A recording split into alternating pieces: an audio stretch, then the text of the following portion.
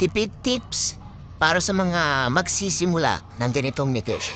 Client namin from Sorsogon ay bumuo ng layer cage system gamit ang galvanized cage or iron mesh at wooden frame. 1,200 ang bawat set ng cage mesh na may 4 na cells. Tapos yung popolumber naman ay 4 na piraso lang ang kanyang nagamit sa bawat set ng layer cake. Siya na rin ang gumawa ng rating system. Bumili na lang siya ng 3/4 na PVC, tas binutasan at kinatouch yung nipple finger.